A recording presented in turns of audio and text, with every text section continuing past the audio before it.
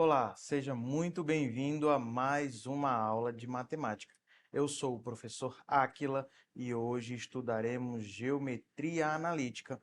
Nossa aula terá 3 partes e hoje iniciaremos a parte 1, conhecendo o que é geometria analítica, o que estuda a geometria analítica e as fórmulas que fazem parte da geometria analítica. É um conteúdo bastante extenso. Espero que você preste bastante atenção para poder compreender o conteúdo de hoje, tá bom? Mas sem perda de tempo, vamos à nossa aula de hoje. O que a geometria analítica estuda? A geometria analítica tem como principal objetivo descrever objetos geométricos utilizando um sistema de coordenadas, o plano cartesiano.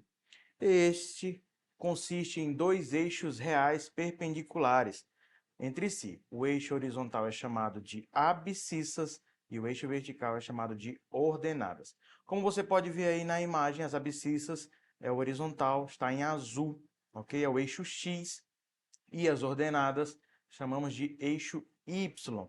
E já para exemplificar, dado um ponto, nós vamos chamar esse ponto de coordenada. E ele vai ter um valor real x e um valor real y para demonstrar onde ele se encontra nesse plano cartesiano, ok? Esse ponto P aí ele tem coordenada x e coordenada y, ok? Então, a geometria analítica, ela estuda exatamente isso, os objetos geométricos usando o sistema de coordenadas. Vamos lá. Alguns conceitos importantes da geometria analítica. O primeiro, distância entre dois pontos. A distância entre dois pontos A, aí nós temos aí XA e YA, e B, XB e YB, é definida pelo segmento de reta AB, que vamos denotar DAB. Por que D? Distância de AB, ok? Veja como obter o tamanho desse segmento, ou seja, a distância, por isso que vamos denotar com a letra D.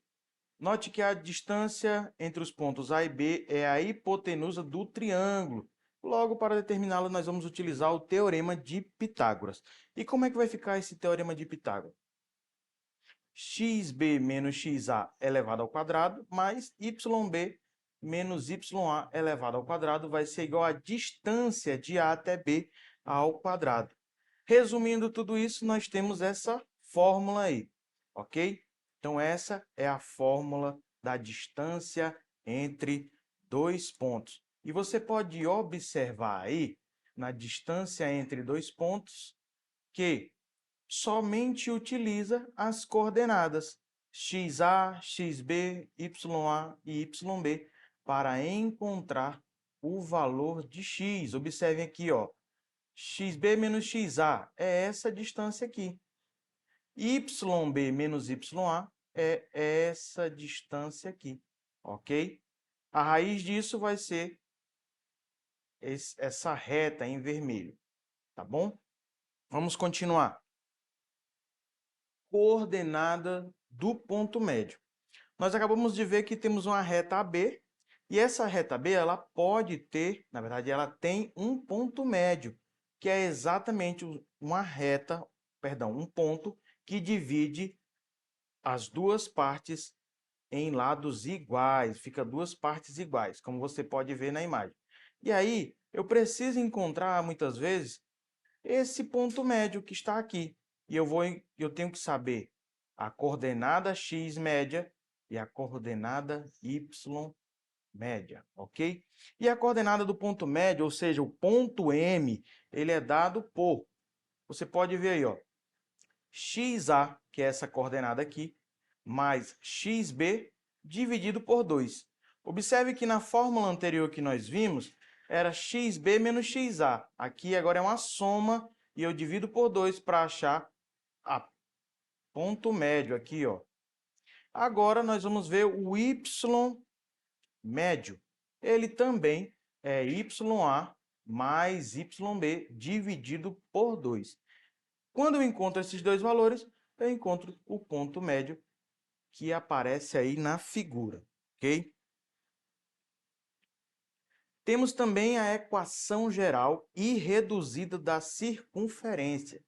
Esse vai ser o mais utilizado por nós. Com o estudo específico para a circunferência, foram desenvolvidos dois tipos de equações: a equação geral e a reduzida. A geral é essa que você vê aí na imagem. Essa equação geral é deduzida a partir da equação reduzida. Vejamos a representação da circunferência de centro C. Observem, ó, que o centro C ele também é um ponto na nosso plano cartesiano, que ele tem por medidas x igual a A e y igual a B, ok? E o raio é R, que é a distância da circunferência até o centro, ok? E a forma reduzida é bastante simples. Observe aí, x menos A mais y menos b, ambos elevado ao quadrado, vai ser igual ao valor do raio elevado ao quadrado. Mas o que seria o x? Perdão. O que seria o x nessa imagem? É o ponto que aparece aí tocando o eixo x das abscissas. Você consegue ver que esse círculo em azul, em alguns pontos, ele toca o eixo x e o eixo y? Então, nesse caso aí vai ser o valor de x, tá bom? E a partir disso você consegue resolver essa questão. Agora que nós vimos as principais fórmulas, vamos resolver a nossa primeira questão. Questão 148, prova azul do segundo dia do Enem 2014. É uma questão comentada. Vamos ler. A figura mostra uma criança brincando em um balanço no parque. A corda que prende o assento do balanço ao topo do suporte mede 2 metros. A criança toma cuidado para não sofrer um acidente, então se balança de modo que a corda não chegue a alcançar a posição horizontal. Observe aí na figura a forma como ela se balança, ok? Vamos ver o que a questão vai pedir relacionada a essa imagem. Na figura, considere o plano cartesiano que contém a trajetória do assento do balanço, no qual a origem está localizada no topo do suporte do balanço. O eixo x é paralelo ao chão do parque e o eixo y tem orientação positiva para cima. A curva determinada pela trajetória do assento do balanço é parte do gráfico da função. E aí nós temos as alternativas para sabermos qual é a função que representa, ok, o gráfico daquele balanço que a menina faz, ok? Então, nós vamos resolver agora essa questão para saber a curva, ok? Perdão, a função que determina a curva. Vamos lá, resolver essa questão. Plano cartesiano, a trajetória do assento do balanço está contida em uma circunferência centrada na origem, com raio igual a 2 metros. Como você pode ver aí, ó, o topo do suporte é a origem. E essa parte de baixo dessa circunferência é a curva que faz do balanço que a menina está, ok? Vamos lá, resolver. Escrevendo a equação da circunferência, observe que já usamos a fórmula da circunferência. Nós temos da seguinte maneira: x menos 0 mais y menos 0 igual a 2 ao quadrado. Professor, por que que está igual a 0? Porque está na origem, ok? Como está na origem, o topo do suporte, então vai ser igual a 0. X, para nós descobrirmos o valor, a equação, perdão, e o 2 ao quadrado, nós sabemos que o raio é 2, já foi dado, que é o tamanho da corda do balanço. Então, fica dessa seguinte maneira. Vamos resolver. Nós temos aí, então, x ao quadrado, y menos 0 ao quadrado é y ao quadrado e 2 ao quadrado é 4. Tá bom? Isolando o y na equação acima, nós encontramos. Por que o y? Porque nós queremos saber o f de x, a função, tá? Então, por isso, nós vamos isolar o y. Vai ficar y ao quadrado igual a 4 menos x quadrado. Observe que o y, por estar elevado ao quadrado, agora eu vou passar essa potenciação para o outro lado, virando uma radiciação, uma raiz, ficando dessa maneira. Y é igual a mais ou menos raiz quadrada de 4 menos x quadrado. Como a trajetória do balanço está abaixo do eixo x, como eu falei no início da questão, consideramos apenas a raiz negativa. Assim, a função cujo gráfico contém a trajetória do assento do balanço é dada por y igual a menos raiz quadrada de 4 menos x quadrado, ok? Então, a alternativa correta que corresponde a essa função é a alternativa D. Sem perda de tempo, vamos para a nossa próxima questão. Essa é a questão 1 do livro do segundo ano da prova Enem, está na página 108.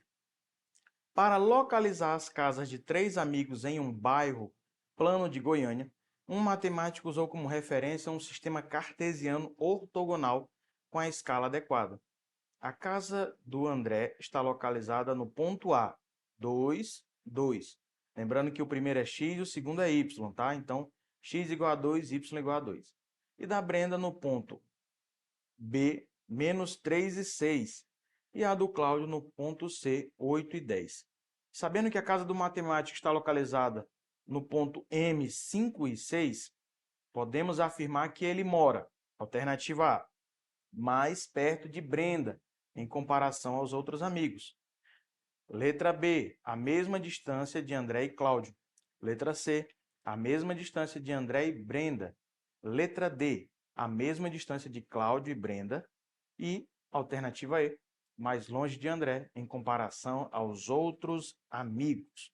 Agora nós vamos resolver essa questão. Provavelmente utilizaremos a distância entre dois pontos, porque nós queremos calcular exatamente a distância, tá bom? E ver qual das alternativas, perdão, é a que está mais se adequa ao que nós vamos resolver. Vamos lá. Calculando a distância entre as casas, nós temos, vamos lá, André no ponto A, 2, 2. Então, a distância do ponto A até o ponto M vai ser 5 menos 2 ao quadrado mais 6 menos 2 ao quadrado. Tudo isso com uma raiz. Vamos lá, 5 menos 2, nós sabemos que é 3. 6 menos 2 é 4. Então, nós temos 3 ao quadrado, 9. 4 ao quadrado, 16. 9 mais 16 igual a 25. Raiz de 25 é 5. Então, a distância vai ser igual a 5. Nós não sabemos a unidade que ele usou, nós não sabemos qual escala que ele usou, então mantém somente o 5, ok? Agora, a distância do ponto B até M. Observe que o ponto B é 5 e 6, então ele vai se repetir em todos eles, tá bom? Então, nós temos 5 mais 3 ao quadrado, mais 6 mais 6 ao quadrado. 5 mais 3 é igual a 8, 8 ao quadrado, 64. 6 mais 6, 12, 12 ao quadrado, 144.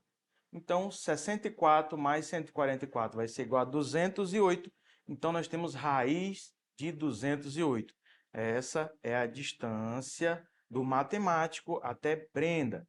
Raiz de 208 é aproximadamente 14,42, ok? Mas vamos deixar assim para não colocar números decimais. A distância de Cláudio no ponto C. 5 menos 8 vai dar menos 3 ao quadrado, 9. 6 menos 10 vai dar menos 4 ao quadrado, 16. Ficando raiz de 25 igual a 5. Então, nós temos que a distância do matemático é a mesma para André e Cláudio. Tá bom? Então, nós já temos a alternativa. Ó, o matemático mora a mesma distância de André e Cláudio. Alternativa B, ok? Vamos para a nossa última questão, perdão. Questão 2, livro segundo ano, a prova Enem, página 108. Um arquiteto é contratado para projetar um jardim em formato triangular. Após a análise da planta baixa da área destinada ao jardim, ele a associa a um sistema de coordenadas cartesianas ortogonais. O ponto de partida na concepção desse projeto é determinar um ponto C que seja equidistante dos vértices M, N e P, com as suas coordenadas que você pode ver aí, x e y, desse triângulo. Pois nesse ponto será plantada uma bela árvore florida. Para tanto, o arquiteto determinou o ponto, e aí nós temos as alternativas para sabermos qual é o valor desse ponto C com as suas coordenadas. Agora nós vamos calcular a distância entre o ponto C e todos esses outros pontos para que sejam iguais. Precisa ser igual. Vamos lá. De acordo com o enunciado, ponto C, que tem medidas A e B, ou seja, desconhecidas, deve ser equidistantes de M, N e P. Assim, nós vamos ter assim, distância de C e M tem que ser igual à distância de C e N. E a distância de C e M tem que ser igual à distância de C e P, ok? Vamos lá. Vai ficar da seguinte maneira, é um pouquinho difícil. Substituindo os valores naquela fórmula que vimos no início, nós temos essa base de cálculo. De um lado está a distância de C e M, e do outro de C e N e de C e P. Resumindo a fórmula de cálculo, fica a seguinte equação: 28A mais 4B igual a 68, 24A mais 32B igual a 144. Isso tudo para encontrar os valores de A e B, tá bom? Nós vamos simplificar. Fica 7A mais B igual a 17, ok?